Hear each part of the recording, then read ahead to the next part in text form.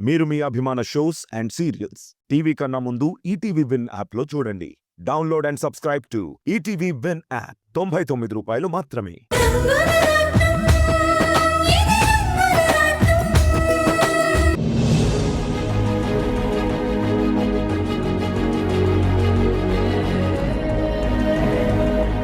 హర్ష గారు, చాలా రోజుల తర్వాత కడుపు నిండా తిన్నాను. నా స్టమక్ హెవీ అయిపోయింది.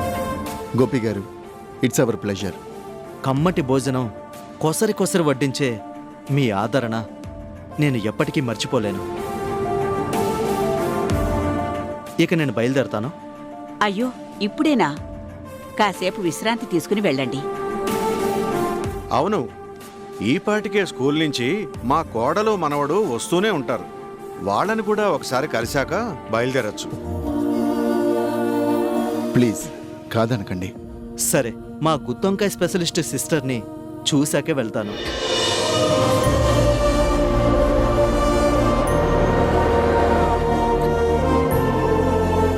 కలెక్టర్ గారు ఈ పాటికి వచ్చేసే ఉంటారు. సరిగ్గా వడ్డించే టైంకి నేను ఇలా బయటికి రావాల్సి వచ్చింది. హర్ష గారు వాళ్ళ అమ్మా నాన్నలు అక్కడ ఎంత ఇబ్బంది పడుతున్నారు. నాని, నొప్పిగా ఉందా? కొంచెం అమ్మా. మెడిసిన్ వేశారు కదా, తగ్గిపోతుంది. పడుకో. డ్రైవర్, కొంచెం త్వరగా వెళ్ళండి. అలాగేనమ్మా.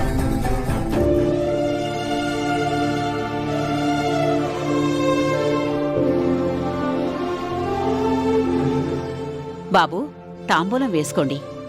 వద్దమ్మా, అలవాట్లేదు. పోనీ ఒక్కపడైనా తీసుకోండి. వద్దండి. గుడ్. ఏ అలవాట్లు లేవన్నమాట. అఫ్ కోర్స్, నాకు ఒకే ఒక వీక్నెస్ ఉంది.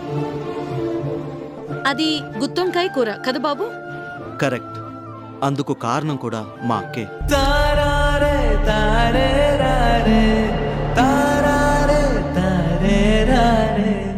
మీ అక్క అంటే మీకు అంత అభిమానమా బాబు?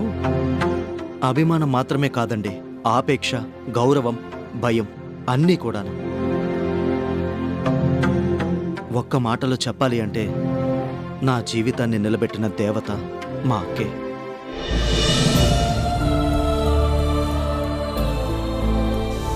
చాలా సంతోషం బాబు. మనింటికి కలెక్టర్ గారు వస్తున్నారని మా హర్ష చెప్తే ఎలా ఉంటారో అనుకున్నాం. ఇప్పుడు మిమ్మల్ని చూశాక, మీ మాటలు విన్నాక నిజంగా ఒక ఫ్యామిలీ మ్యాన్ అనిపించారు. థ్యాంక్ యూ అండి. బై ద వై హర్ష గారు, పర్మిషన్ గ్రాంటెడ్ అని క్వారీ దగ్గరే చెప్పాను. అఫీషియల్ ఆర్డర్స్ చేతికి రాగానే మీరు మీ ఎక్స్పెన్షన్ వర్క్ని స్టార్ట్ చేసుకోవచ్చు. గోపి గారు, సో కైండ్ ఆఫ్ యూ. మీరు చేసిన ఈ సహాయాన్ని నేను ఎప్పటికీ మర్చిపోలేను. No, it's my duty. 1 minute. చెప్పు. మినిస్టర్ గారి ఆఫీసు నుంచి ఇప్పుడే ఫోన్ వచ్చింది సార్. విషయం ఏంటి? ఇంకో గంటలో అర్జెంట్ మీటింగ్ ఉందంట. కలెక్టర్ గారు తప్పకుండా అటెండ్ కావాలి అని చెప్పారు. Okay, you get ready. నేను ఇప్పుడే వస్తున్నాను. గోపి గారు, ఎనీ ప్రాబ్లం? నథింగ్. మినిస్టర్ గారితో ఇంపార్టెంట్ మీటింగ్ ఉంది. నేను బయలుదేరతాను. మీ శ్రీమతి గారిని ఇంకోసారి తప్పకుండా కలుస్తాను. మీ ఆతిథ్యానికి, మీ అందరి అభిమానానికి థ్యాంక్ యూ సో మచ్. వస్తాను. Come.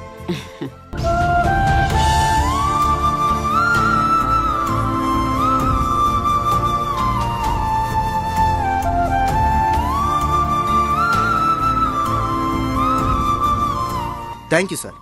Thanks for the invitation and lunch. Thank you అండి. బాయ్. బాయ్. వస్తాను.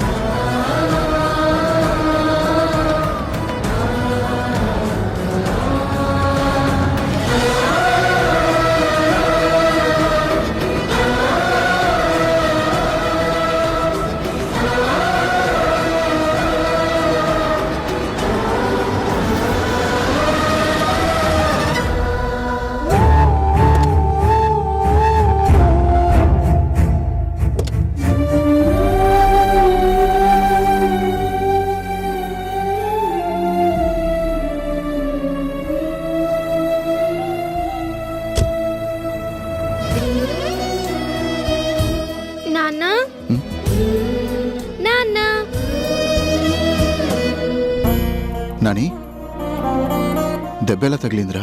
స్పోర్ట్స్ పీరియడ్ లో రన్నింగ్ చేస్తూ పడిపోయాను నాన్న. ఎందుకురా అంత తొందర?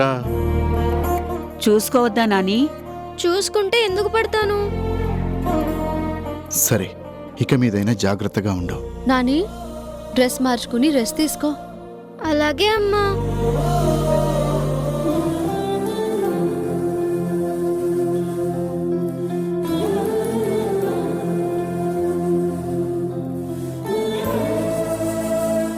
ఏవండి, కలెక్టర్ గారు ఇప్పుడే వెళ్ళిపోయారు. నీకోసమేనమ్మా ఇప్పటిదాకా ఆగారు. నువ్వు చేసిన గుత్తొంకాయ కూరని ఆవురావురమంటూ తిన్నాడమ్మా. ఆ కూర తప్ప పప్పు, సాంబారు, పచ్చడి ఏది ముట్టలేదమ్మా. కొంచెం కూడా మిగల్చకుండా గిన్నెలో ఉన్న కూర మొత్తం లాగించేశారమ్మా. నిజంగానా? నా చేతి వంట అంత నచ్చిందా? మామూలుగా నచ్చడం కాదమ్మా, నీకు స్పెషల్గా థ్యాంక్స్ చెప్పమన్నాడు.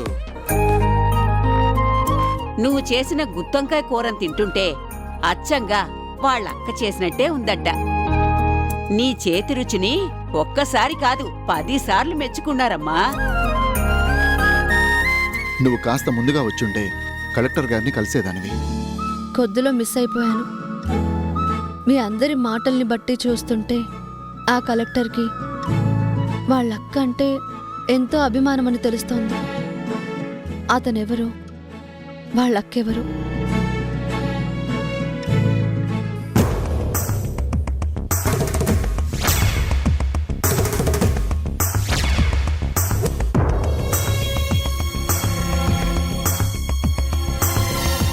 నేను వద్దన్నా మా హర్ష ఈ శివాగాడిని తీసుకొచ్చి మళ్ళీ పనిలో పెట్టాడు. వీడేమో మళ్ళీతో ఇకలు పక్కపక్కలు. చూస్తుంటే ఒళ్ళు మండిపోతుంది. ఛా! కాళ్ళు పట్రా అంటే కూసాలు కదిలిపోయేలా చేస్తాడా? టీ పెట్టుకురారా అంటే నా నోటిని బగ్గున మండిస్తాడా? చెప్తా, అందరి ముందు నా పరువు తీసిన వీడి పని ఇప్పుడే చెప్తా. కానివ్వండి కానివ్వండి, తొందరగా కానివ్వండి, ట్రక్కులు వచ్చే టైం అవుతుంది. కానివ్వండి త్వరగా. గురుమూర్తి, కానివ్వండి. గురుమూర్తి. సార్, పని ఎందాకొచ్చింది? వచ్చిందండి. ఇంకో లోడ్ రెడీ అవుతుంది. ఇదేమిటి ఇక్కడ అడ్డంగా ఇంత పెద్ద కుప్పేంటి?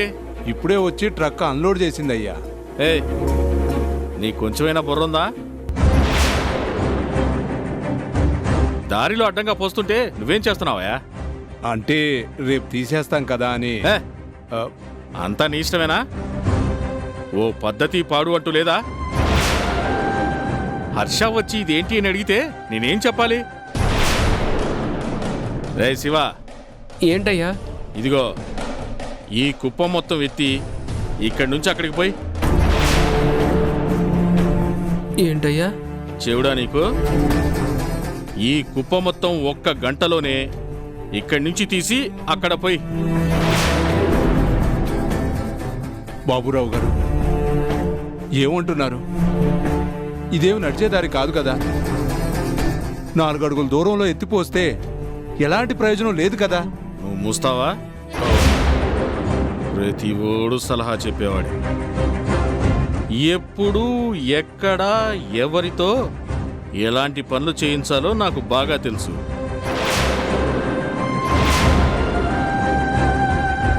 ఇంకా చూస్తావేంట్రా? మొదలుపెట్టో. రేయ్, మీరు పక్క పోండి. కానీ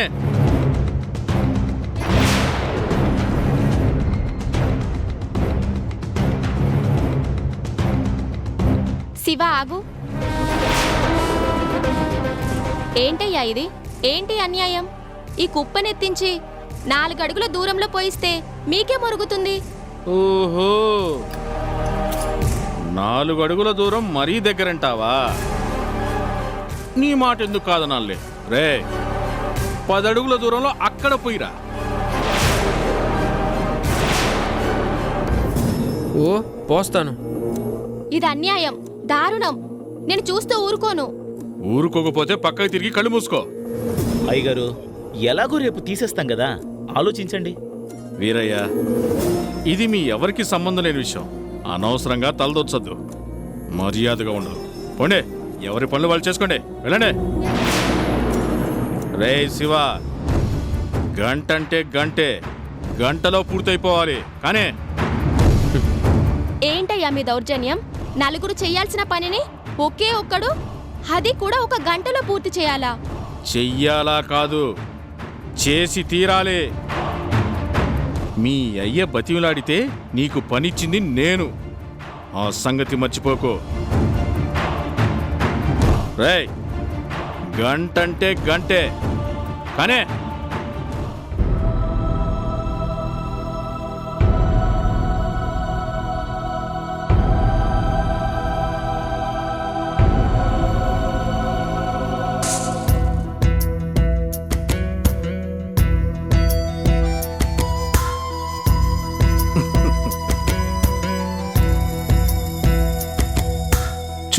ఈ బాబురావు మనిషి కాదు, రాక్షసుడు. శివ మీద కక్షతో కావాలనే ఇలా కష్టపెడుతున్నాడు. వద్దనలేరా ఒకరు, నేరం చేసిందెవరు, దూరం అవుతోందెవరు, ఘోరం ఆపేదెవరు, ఎవరు రారే మునులు ఋషులు, ఏమైరి వేదాంతులు, సాగే ఈ మౌనం సరేనా? కొండ కోనాడవి, సెలయేరు సరయూ నది, అడగండి న్యాయం ఇదేనా? గాలి నింగి నీరు, భూమి నిప్పు మీరు, రామ వద్దనలేరా ఒకరు.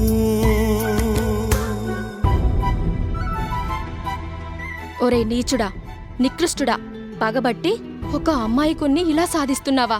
ఆ దేవుడు కూడా నిన్ను క్షమించడు. అయ్యో శివ, కళ్ళ ముందే ఇంత అన్యాయం జరుగుతున్నా నేను నీకే విధంగా సహాయం చేయలేకపోతున్నాను.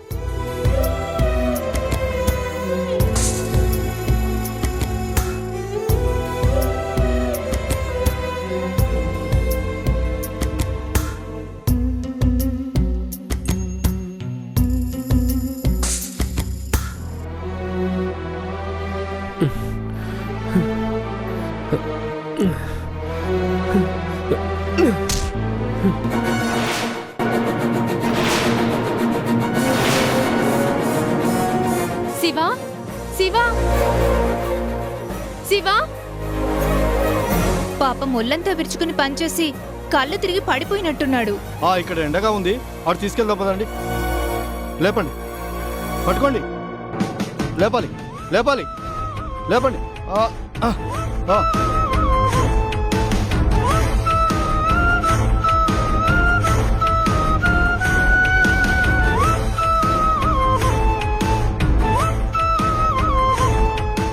శివ, శివ, కళ్ళు తెరివి శివ. చచ్చాడు. ఒళ్ళు పులిసిపోయి ఉంటుంది. లేకపోతే ఈ బాబురావుతోనే పెట్టుకుంటాడా? ఛీ, దుర్మార్గుడా, నీ పాపం ఏదో ఒక రోజు పండి తీరుతుంది. శివ, కళ్ళు తెరువు. మళ్ళీ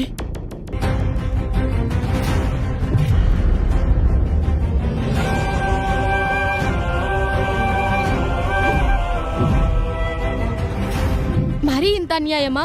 పనోడైతే మాత్రం మనిషి కాదా? ఏం చేస్తామమ్మా, కూలి డబ్బుల కోసం వచ్చాక తప్పుతుందా?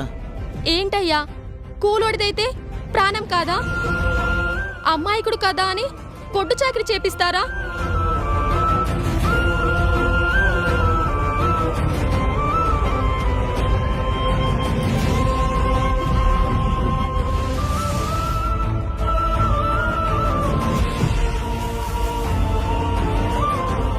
ఇదిగో శివ, ఇందా నీళ్లు తాగు.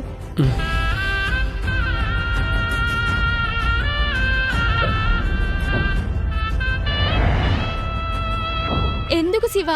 కూలి డబ్బులు పోతే పోయినాయి కదా, ఇంత కష్టం అవసరమా నీకు? బాబురావు గారు ఒక గంటలో చెయ్యాల్సిందే అన్నారు కదా, అందుకే చేసి చూపించాను నేను ఒక్కడే. అబ్బా చాలా దమ్ముందిరా నీలో. మరి ఆఖరికి అలా దిమ్మ తిరిగినట్టు పడిపోయావేరా? ఆఖరి గంప కూడా ఎత్తి పోసాకే కదా పడ్డాను. మీ పని పూర్తయినట్టే కదా. విన్నారు కదయ్యా, కావాలని అంత మంచివాణ్ణి కష్టపెట్టడం న్యాయం కానే కాదు. గురుమూర్తి, నేను నీ దగ్గర పాఠాలు చెప్పించుకోవాల్సిన అవసరం నాకు లేదు.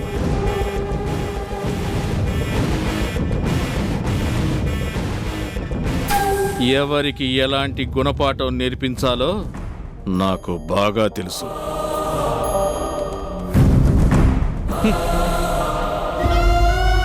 పదండి పదండి, పనులు మొదలు పెట్టండి. పదండి. లేకపోతే అందరికి తిట్లు పడతాయి. పదండి పదండి.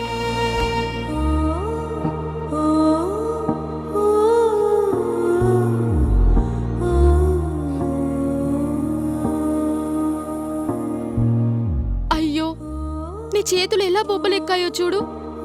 నేను వద్దన్నా వినకుండా ఎందుకిలా?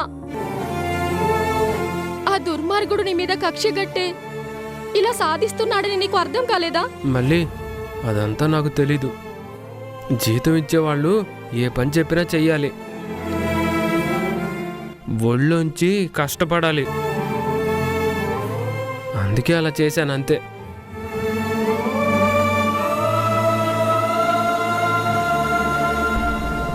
పిచ్చోడా, నీ అమ్మాయికత్వాన్ని చూసే ఆ బాబురావు కావాలనే నిన్ను చిత్రహింసలు పెడుతున్నాడు. నీ భుజం మీద తుపాకీని పెట్టి నన్ను కాల్చాలని ప్రయత్నిస్తున్నాడు. అధికారం ఉంది కదా అని రోజు రోజుకి చెలరేగిపోతున్నాడు. ఇదంతా నీకర్థం కాకపోయినా నాకు బాగానే తెలుస్తుంది. గుణపాఠం నేర్పిస్తానంటాడా? ఇంత గడ్డి పెట్టి ఆ కంపు కొట్టే నోటిని ఎలా ముయించాలో చెప్పడం కాదు, నేనే చేసి చూపిస్తాను.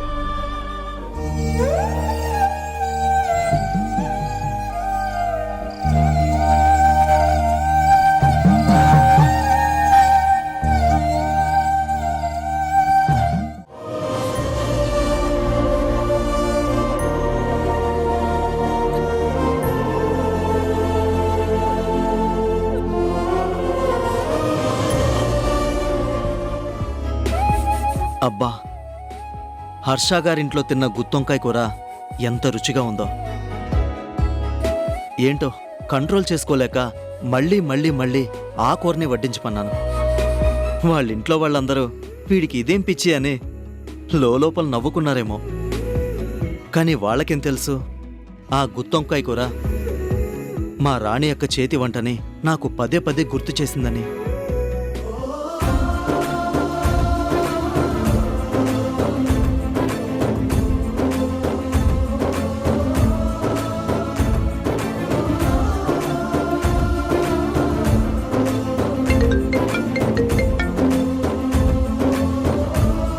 హాయ్ సుష్మా. హాయ్. ఏంటి విషయం? మా హబ్బీ గొంతులో చాలా సంతోషం వినిపిస్తుంది. ఇంత సంతోషం ఎందుకో తెలిస్తే నిజంగా నువ్వు కూడా ఆశ్చర్యపోతావు. చెప్పు చెప్పు, ఏంట కారణం?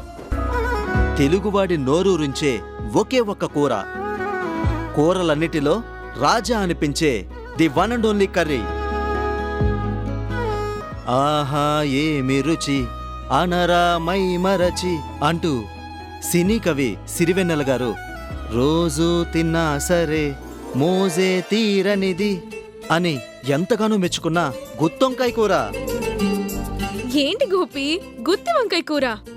యా, భోజనం మొదట్నుంచి చివరిదాకా గుత్తొంకాయతోనే లాగించేశాను. ఎక్కడా? అంత రుచిగా వండి పట్టే మీ రాణి అక్క ఇక్కడ లేదు కదా? అదే థ్రిల్లింగ్ పాయింట్. ఇవాళ నన్ను ఒకరింటికి భోజనానికి పిలిచారు, నేను వెళ్ళాను. అదేంటి గోపి, ఒక కలెక్టర్గా అలా వెళ్ళడం బావుండదు అని ఎవరు పిలిచినా నువ్వు వెళ్ళనే వెళ్ళావు కదా? నిజమే, కానీ నేను ఇన్స్పెక్షన్కి వెళ్ళిన క్వారీ ఓనర్ హర్ష గారు మరీ మరీ రిక్వెస్ట్ చేయడంతో తప్పనిసరిగా వెళ్లాల్సి వచ్చింది. ఓహో, అంటే ఆ హర్ష గారి శ్రీమతి నీకు భోజనంలోకి స్పెషల్గా గుత్తొంకాయ కూర వడ్డించిందన్నమాట. కాదు సుష్మా, వండింది హర్ష గారి శ్రీమతి మాధవి గారే అయినా వడ్డించే టైంకి ఏదో పని మీద బయటికి వెళ్ళారంట. గుమ్మగుమ్మలాడే గుత్తొంకాయ కూరని అలా ప్లేట్లో వేయగానే నాకు వెంటనే నోరూరింది. గోపి, మీ రాణి అక్క చేసినంత రుచిగా ఈ భూమి మీద ఇంకెవ్వరూ గుత్తొంకాయ కూర వండలేరు అంటావు కదా, మరి ఆవిడెవరో చేస్తే నీ కళ ఎలా నచ్చింది? నాకు కూడా అదే ఆశ్చర్యంగా ఉంది సుష్మా. మాధవి గారి చేతి వంట అద్భుతంగా అనిపించింది. అచ్చంగా మా రాణి అక్క చేసినట్టే, అంతే ఉప్పు, అంతే కారం, నాలుక చివ్వుమనిపించే అదే కమ్మటి రుచి. అందుకే మొహమాటం లేకుండా కడుపు నిండా తినేశాను. ఆశ్చర్యంగా ఉంది. మనుషుల్ని పోలిన మనుషులున్నట్టే చేతి వంట కూడా ఒకేలా ఉంటుందా? ఉంటుందా కాదు, ఉంది. కూరని తింటున్నంతసేపు నేను అక్కనే తలుచుకున్నాను. తన జ్ఞాపకాల్ని గుర్తు చేసుకున్నాను. చాలా రోజుల తర్వాత తృప్తిగా భోంచేశానని అనిపించింది. మీ రాణి అక్కని గుర్తు చేసుకుంటే నాకు కూడా చాలా సంతోషంగానే ఉంటుంది. నిజంగా తను దేవత లాంటిది. ఒకప్పుడు నేనే మా మమ్మీ మాటలు విని రాణి అక్క మీద ద్వేషాన్ని పెంచుకున్నాను. ఆలుమగల మధ్య అరంగుళం కూడా దూరం ఉండకూడదు. జరగండి జరగండి.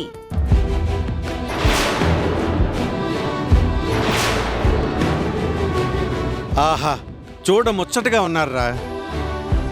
రాబోయే శ్రీరామనవమికి మీరిద్దరూ ఇలాగే జంటగా పీటల మీద కూర్చుని ఆ సీతారాముల కళ్యాణాన్ని జరిపించాలి.